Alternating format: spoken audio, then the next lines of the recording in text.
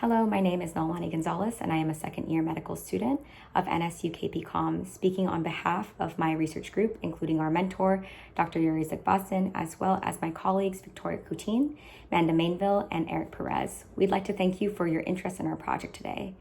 Our poster will be shown for a few seconds.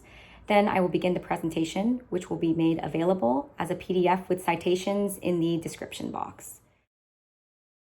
Our research is titled Sympathetic Innervation of Lacrimal Glands, Functional Contradictions in the Literature. And to begin, this is a quick picture of the location of the lacrimal gland, which sits superior laterally to each eye and creates tears to lubricate the ocular surface. Our abstract discusses the contradictory information presented about the sympathetic nervous system and its effect on the lacrimal glands. In textbooks, we see a lot of differing information, which is lined out here on this table from our previous project. Some authors report an increase in secretion from the lacrimal gland and some decrease. And some authors show that the sympathetic nervous system does not innervate the lacrimal gland at all. And so our goal was to understand this further, the role of the sympathetic nervous system on the lacrimal glands. And to do so, we analyzed several articles that used different approaches.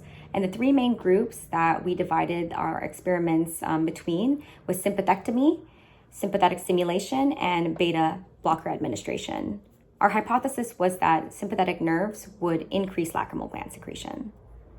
Here's a diagram of sympathetic innervation on receptors in the lacrimal gland. And moving on, we have our methods, which you are free to read by pausing this video, and I will also explain key points from here while presenting our data.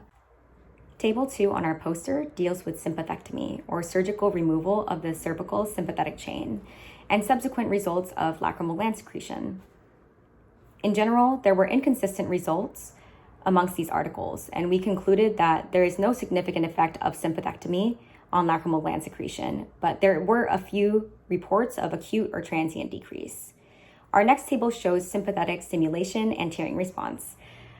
Our results are much more consistent here, demonstrating an excitatory response of the lacrimal glands, or in other words, an increase of tears with direct sympathetic stimulation. Lastly, we have our beta blockers. Majority of the studies that focus on short-term administration of beta blockers and subsequent tearing showed an inhibitory response, or in other words, a decrease in tears. And this is similar to what we see from the long-term studies as well. And just to clarify, short-term means that post-administration, within the same day there was testing, but long-term does suggest that there was chronic use of that medication over time and then testing months afterwards. So to compare all our results from each group, I outlined them here.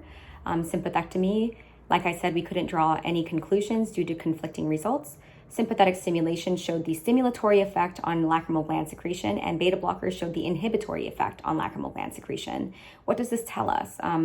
Our analysis shows that research literature regarding the effect of sympathetic nerves on lacrimal gland secretion is not free of contradictions. These contradictions perhaps can explain discrepancies in anatomy and physiology textbooks that we see on this subject. And to conclude, from our results, we saw that our data at large agrees with our hypothesis that sympathetic nerves would increase lacrimal gland secretion, especially when looking at sympathetic stimulation and beta blockers. Our limitations include that within our sympathectomy and sympathetic stimulation tables, there were several studies that were taken from Whitwell's articles within 1985 and 1961. As for our limitations regarding the experiments with beta blockers, most studies on humans recruited individuals affected by ocular disease, such as primary open-angle glaucoma. There were limited studies on healthy humans without ocular disease. And these ocular changes may independently alter tear production. Further, the difference in methods amongst all these experiments may cause discrepancies in our data. We thank you so much for your time and your interest in our poster, and please feel free to ask me questions anytime throughout the day.